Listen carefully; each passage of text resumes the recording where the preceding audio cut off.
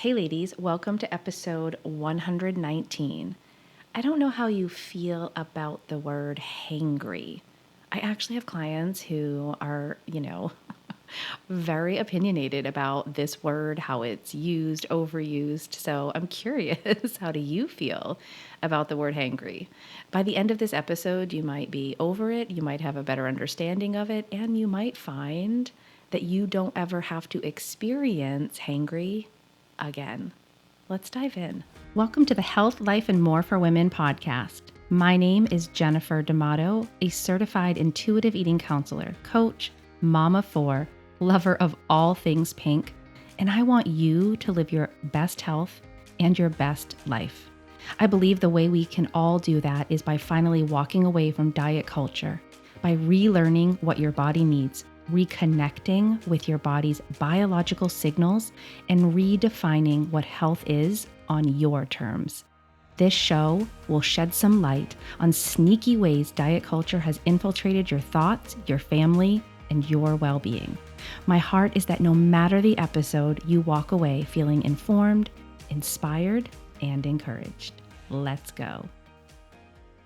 Now, if you're listening and you're like me, you didn't grow up with this word hangry being common, being used ever. I mean, it literally did not exist in the context of my childhood or early adulthood.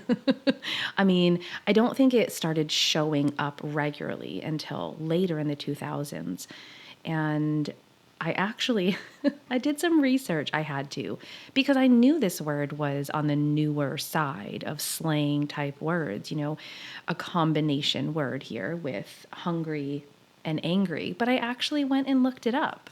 So the word hangry was actually added to the Oxford English Dictionary in 2018. I mean, that's not that long ago. And I'm sure there's some requirement. I didn't dive that deep, but there's some requirement of how, long the word has been in use and understood to be added to the Oxford English Dictionary. But it does have a definition, and simply the definition in the dictionary is bad-tempered or irritable as a result of hunger. I think that's pretty accurate, right? I'm angry, bad-tempered, or irritable, right? And hungry at the same time. And I like this because it talks about the result of hunger.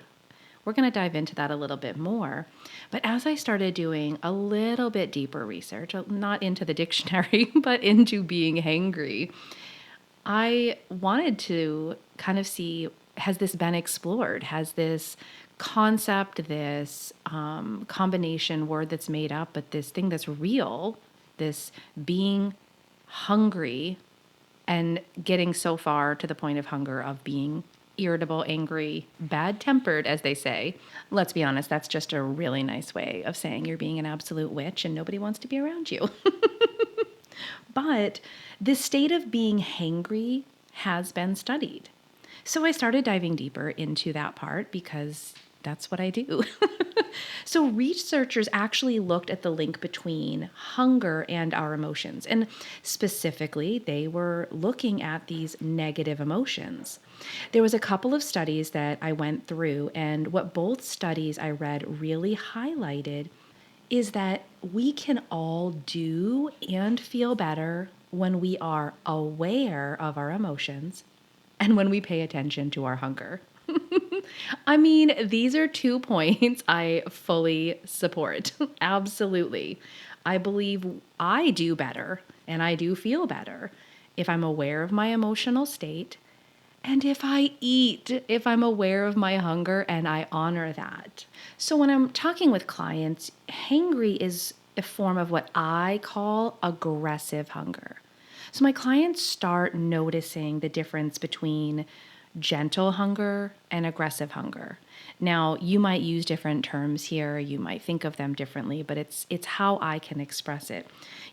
Gentle hunger is when our body's like, "Hey, Jen, it's probably time to eat. Hey, Jen, you want something to eat right now?" It's kind of a whisper. It might get to just a talking, normal voice. But aggressive hunger is like screaming, yelling, shaking me. I mean, literally have clients who are like, they feel the shakes and it's aggressive.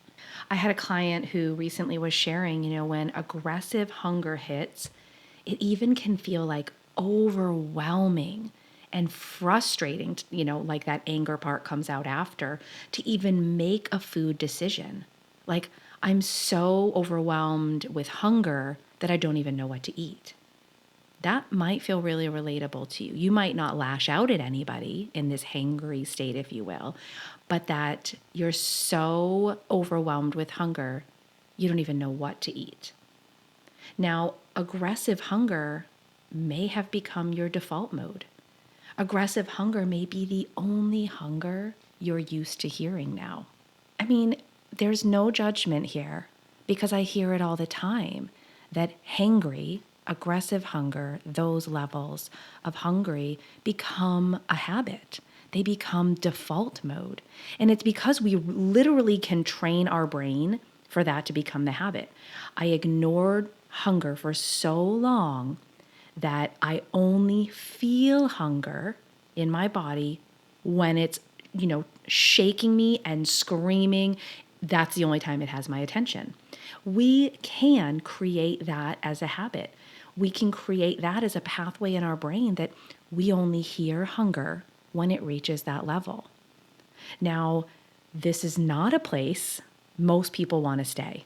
And especially when we start working together, it's a place where they want freedom from immediately.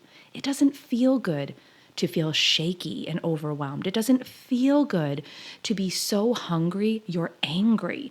It doesn't feel good to have hunger pains have you curling over and you're like, I don't even want to eat because I hurt now. These are all things I hear all the time with my clients, and they want freedom from that immediately.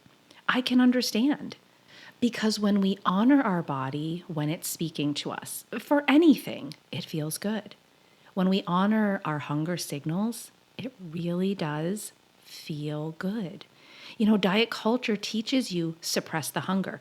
Diet culture says drink a glass of water, have a stick of gum. Diet culture does all these things to try to suppress your hunger, and you end up in this place of only hearing aggressive hunger. I love seeing this healed. I love when women start feeding their body when their body's like, hey, would you like something? Not get something to eat. I don't want to yell into your ear or in your car or wherever you're listening to this podcast, but that's the truth. So you may have listened to last week's episode 118, and I shared all about the food and feelings journal that I created. This is a great starting point. And if you live in a place of aggressive hunger, if you live in a place of hangry, and you want to start on that journey, on that path to healing this place, to getting to a gentle hunger signal, the Food and Feelings Journal is a great starting point. It's literally built right into the journal to start noting your hunger. And then I would suggest there's that other column to start really observing how you felt. Maybe it is the emotions that came with it. Maybe you start noticing, gosh, when my hunger is pleasant, or when I notice just the first grumble and I honor it, I feel so much better. Especially if you've been used to, I hear the first grumble, ignore those grumbles, ignore those signals, ignore those thoughts of food for hours on hours. And then, of course, I feel like I have no control over myself, no control over what I'm eating. This is where you can start noticing a big difference. So if you have not yet downloaded the Food and Feelings Journal, let's do that today. Let's start on this path to honoring your hunger, to eliminating hangry or aggressive hunger from your world. So wherever you're listening to the podcast, you can simply head into the show notes and click the link to the Food and Feelings Journal. I'll send that over via email. You can grab that PDF, print out the pages, or you can use it as your guide. Everything's in one place for you. This is really a chance to observe yourself. Observe hunger in your body. What's coming up for you? Take note. I really like that last page in the journal for the notes, because if your focus this week is on those hunger signals, then use that notes page. Use the notes page to kind of see, I can't go 3 hours without eating because that turns me into that hangry monster I don't want to be. And that might be the biggest aha for you. It might help you start planning ahead of what do I need to have with me, to have a snack or something, if I'm on the go, if I'm running errands, because nobody wants the hangry lady in the grocery store. I've been her. She is not a person you want around anywhere, especially the grocery store. So go ahead into the show notes or head to healthcoachforlife.com/food journal and even start as soon as today on observing your hunger and inviting more gentle hunger in and less aggressive hunger. With all this talk about food, I'm pretty sure I'm going to need to go get something to eat now. You might need something too. Let's check in with ourselves and go do that. All right, until next week, ladies.